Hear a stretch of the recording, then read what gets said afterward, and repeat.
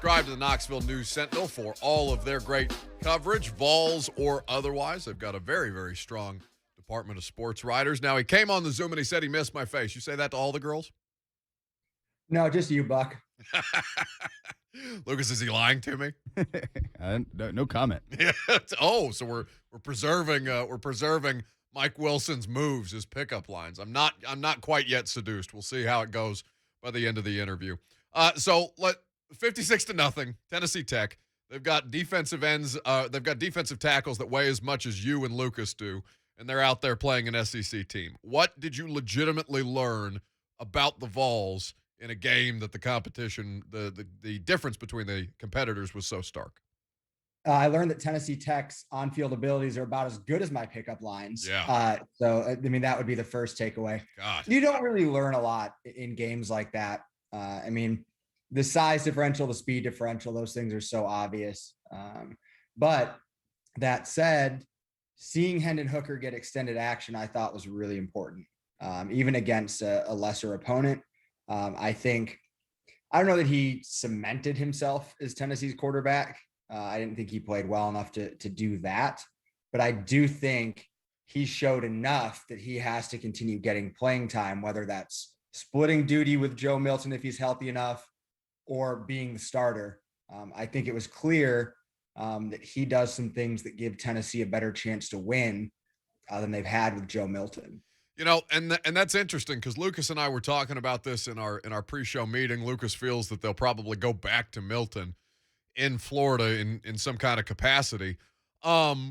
And you know, the difference to me, Mike, I understand what you're saying. The operation looked cleaner. There were fewer, you know, pulling out of your hair plays as somebody who's just an observer of this particular program. But I mean, the overthrows are still a problem with Hooker, and I don't understand why it is that they can't get a quarterback to accurately hit these deep plays that when they have dudes running wide open down the field consistently.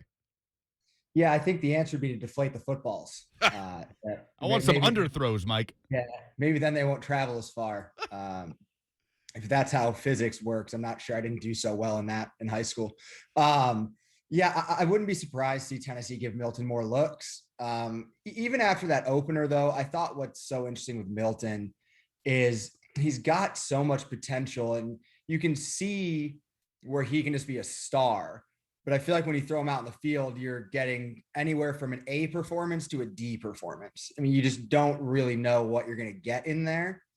Whereas with Hooker, it seems like you're in that B+ to C+ range consistently. And so I guess really what it's going to come down to from my vantage point is, do you kind of want the consistency at that B level, or are you going to take a shot on the upside of Joe Milton, which obviously Tennessee did with starting the season the way they did with Milton. But Hooker's got more experience. He's got a little bit more playmaking ability with his legs, seems to throw a more catchable ball, does still miss some overthrows downfield. But seems like he might give Tennessee that better shot. But I won't be surprised if we see a quarterback platoon at some point whenever Milton's healthy before Tennessee figures this out. Mike Wilson of the Knoxville News Sentinel is here with us on 104.5 The Zone. We're talking about Tennessee heading into Florida week. So to that end, you know, all things go back to the head coach when it comes to the Vols in most circumstances. And with the offense, we see the concept, we see proof of concept, we see a lack of execution to a degree, even though the operation, again, seemed less erratic with Hendon Hooker at quarterback. But the bill of goods sold to Vols fans, Mike, wasn't just that the offense is going to keep you in these games, if not outright win you these games early on when the talent disparity is there in interconference play. The development of quarterback, though, is something that he is continually cited as being able to, or at least above average at doing. Is it too early to say that Josh Heupel just working with what he's got and this is the best that these guys are going to look? Because, I mean, Harrison Bailey, when he got out there in garbage time, was hot trash too. Like, I know that nobody looked bad against Tennessee Tech, but I'm clearly looking at a quarterback who's super talented, who comes in as a 5-star recruit and doesn't play like one at all. And these guys there's just too much inconsistency from that position for me to be like, you know, I think Heupel's doing a good job on the development of these guys outside of just running his offense.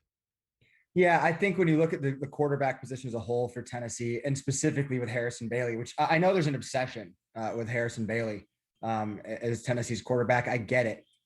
Top recruit. You're always obsessed with the top quarterback recruit, always obsessed with the backup quarterback, in this case, the third string quarterback. But there's a reality that, and someone pointed this out to me after the game the other day. Tennessee's old staff wasn't sold on Harrison Bailey to the point that they brought in Hendon Hooker in the offseason. This new staff wasn't sold on Hendon Hooker or Harrison Bailey enough that they brought in Joe Milton after spring football. That tells you kind of everything you need to know about where that quarterback room is.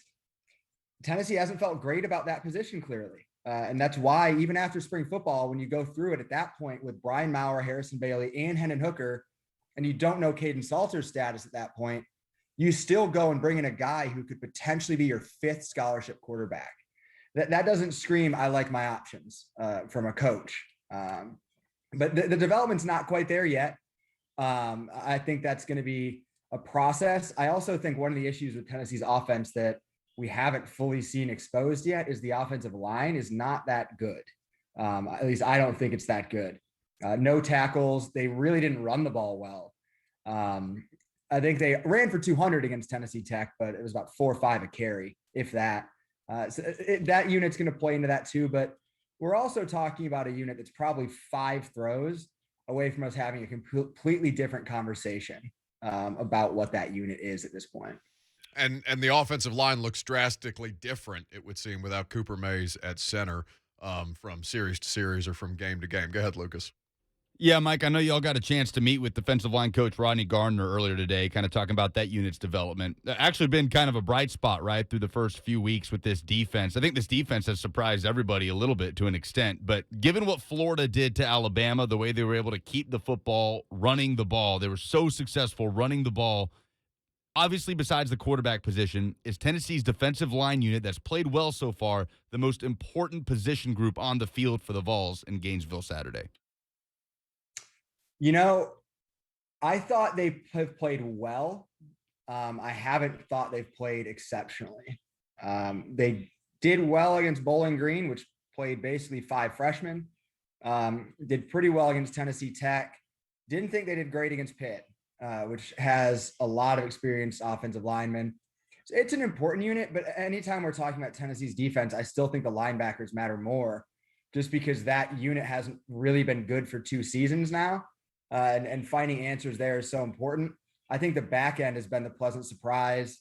I think the defensive line still has a shot to be that down the road, but I'm not sure they're that right now. And I think we're going to learn whether it's a good unit or not against Florida on Saturday for sure.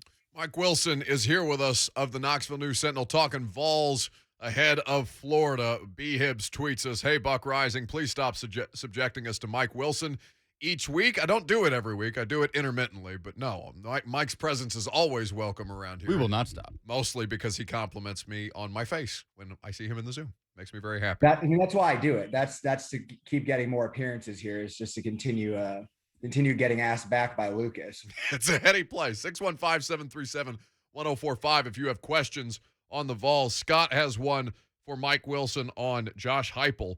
Go ahead, Scott. Mike, he'll do anything to try to get me to talk about quarterbacks. Right after I said I wasn't talking about quarterbacks You're a liar. for a long time. You're a liar, so Scott. It's not going to happen, Buck. You thought you had me, but it's not going to happen. Mike, my question is what I was going to call and talk to Buck about, and I just got tied up in this. Covering Josh Heupel, compare him to the previous 3, with the egos, the cliche answers, the complete and then Dooley just being a doofus. Can you compare Heupel covering him and interviewing him, asking him questions, the way he relates back to the media? Because this is me on the outside looking in as a fan. I try to listen to every conference, every press interview he does, because I really do enjoy the way he interacts with the media, and it's nice, win or lose right now and where we're at. It's really nice to hear just good common sense interviews, good questions, good answers. It just doesn't seem like he's trying to give you guys the run around. Now, like I said, I'm on the outside looking in, so you guys are in the room. Compare compare covering him to the previous three, the doofus, the cliche, the ego. Tell me about that, please, if you don't mind. Yeah, well, I was not here for the Derek Dooley era, so I can't speak to that. I'll let your to the doofus, analysis, doofus stand alone without any questioning. Shower discipline. That's all you need to know. Shower discipline. Went on a rant about shower discipline. That's we'll leave it there.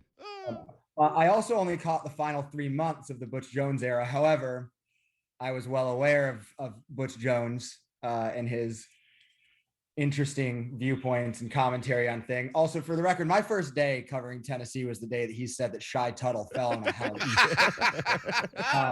It's my favorite thing about, but there's so many great things about Butch. There's so many reasons I miss him, but that was a particular kind of highlight. Yeah, that was Monday morning of my first day on this job. And remarkably, I continued to work here instead of running away from my life. So that kind of said everything. I mean, cliches, silliness kind of defined that. Pleasant enough in my limited experiences with him. Jeremy Pruitt leaned a little bit prickly most of the time from start to finish. And it became increasingly more prickly as the years went on, which, you know, when things are going south the way they did at a lot of points, that tends to happen. And I think your assessment of Josh Heupel's pretty good. He's certainly a nice enough guy. He's cordial, friendly with the media. Doesn't really go out there and say anything too wild, too interesting, which when you're coming off a coach like Butch Jones and a coach like Jeremy Pruitt, it's a very happy middle ground. But yeah, I mean, you can tell it's not his favorite thing in the world to do. But it's obviously a huge part of this job, especially in a market like Tennessee with so many people covering it.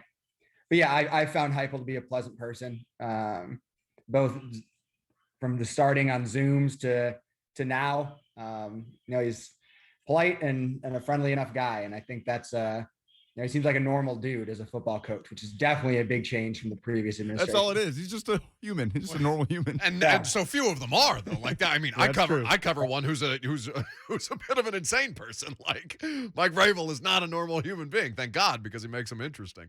But yeah, there's nothing normal or well-adjusted about your average football coach. Not even a little bit. And I have that belief about pretty much every high major coach in basketball, football. You'll see it in baseball at this level too. They're all OCD crazy people in some sense. And you kind of have to be. I mean, it's not a knock necessarily as much as just a reality that when you have so many things going on and you have to keep track of, you kind of have to have a little bit of crazy to you to want to do it. If they're going to have a chance, Mike, and we'll let you get out of here on this as much as I have enjoyed our time together, and we'll do it again to Hibbs sometime soon in the future. With Florida, you know, I think there are the most interesting result of the weekend was Alabama-Florida. Even though Alabama ended up winning, the way that they were kind of exposed on the defensive side of the football, the way their offense really stalled out over the course of certainly the second half and really the three quarters after they kind of came out gunning. I was shocked by the way that Dan Mullen was able to run roughshod over an Alabama defense. Now, Alabama's playing defense a little differently than they're accustomed to as well. But what did Florida show you that intrigues you about this particular matchup coming up against Tennessee, and what does Tennessee have to do to, you know, really just be competitive? Yeah, I mean, it's hard to draw off what Alabama did because the talent level is a lot different for what Tennessee has on both sides of the ball. So it's hard to draw comparisons there. I mean, I left Neyland Stadium right around halftime of that Florida Alabama game. So caught the second half and you're kind of like, oh my gosh, what is happening here? Right. I don't know that Tennessee has the depth or the bodies to do anything similar to that. I do think what we've learned about Tennessee specifically is, and this is not a surprise, this was kind of understood going into the year, the margin for error is remarkably small. And the Pittsburgh game showed that loud and clear, that Tennessee can't afford to miss downfield throws. Tennessee can't afford to have turnovers, let alone lose the turnover battle 3-0 like they did in that game. Yeah. So to me, it's mostly about Tennessee. I mean, Tennessee just is not good enough to have self-inflicted problems and missed plays downfield, anything blowing on defense. I mean, it's just such a thin margin. So I don't know how much Tennessee can really draw off what Florida was able to do against or what Alabama and Florida did in terms of going into this game. I lied. Lucas wants to ask you another question. Yeah, Mike, real quick on the much anticipated return of Byron. You can leave at any time. The much anticipated return of Byron Young against Tennessee Tech on Saturday. Involved in 6 tackles. That was his stat line. Did we overstate his impact on this defense just because he was the guy that wasn't there? Is that not fair after one game? What was your takeaway? It's definitely not fair after one game. I mean, it's hard to judge a player off one game like that. Yeah, I mean, I think that's still someone who's going to make a good impact on this. I think he and Tyler Barron are the best 2 pass rushers this team has. And that's saying that about Byron Young is largely going off what we've been told, right? To be fair, but that's commentary from both coaches and teammates. And generally, when you get that depth of similar viewpoints, there's probably something to it. So yeah, I think it's hard to draw conclusions about him. I mean, obviously his first game at this level, even though it was against Tennessee Tech. So it was TBD on what impact he's going to have, but it seems like at some point or another, there's going to be something dominant from him based on everything we've been told, and maybe something that we'll see moving forward. It's just such a bad missed opportunity by you to not just leave the Zoom as soon as you finished asking the question. Like you whiffed on the comedy because you're trying to be diplomatic. You're trying to get invited back. And you're pandering. I hate that. To be fair, Lucas is the one that texts me to come on. And so if I mean to Lucas, I might not get invited back. And then I can't talk to you. Then I can't bother Hibbs. And it's just like I'm stuck out here in the wind. He's a politically savvy man, Mike Wilson. Just Game of Thrones behind the scenes. He is the one pulling all the puppet strings. Mike Wilson, @by Mike Wilson. Go check out the Knoxville News Sentinel for all of their great sports coverage, where you can find Mike's work. You can find our buddy Adam Sparks. So many other great articles and content being produced there as well. See you, buddy. I missed your face already, Buck. Bye, Lucas. You know, it's a hard one not to miss, but apparently not my laugh, according to Stacy,